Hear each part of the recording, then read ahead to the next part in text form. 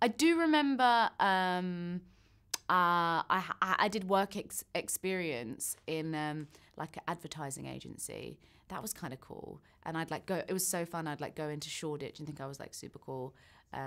But quite honestly, I went straight from school, had one of my first bigger roles was in Australia. So I, just went, literally just packed up and went and yeah, been going ever since, been learning on the job really, to be honest.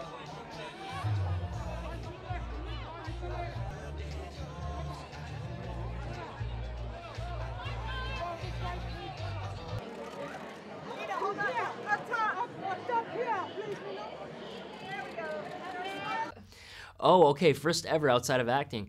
I had a paper route when I was a kid. My mom helped me with it. And about 3 days in, she's like, we're not doing this anymore. Because she was basically doing it for me because I was a kid. So she's like, I didn't sign up for another job.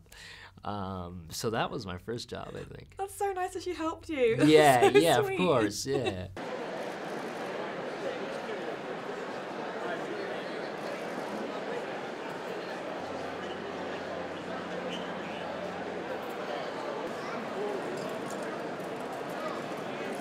My first job, well, it was for my dad, so for my family. So I made a small amount of money, but I was a laundromat attendant. So here's a funny story. I was a laundromat attendant, and I didn't love it, but it was my first. You have to be here on Saturdays from X to X and give change to the customers and sweep the floor and clean, wash the tops of the machines, which I always try to time it out when my dad was coming.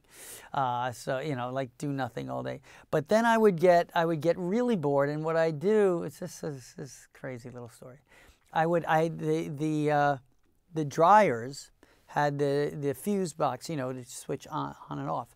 And occasionally I would see someone and they'd look at their dryer and I would switch the switch off in the back. Dryer would stop.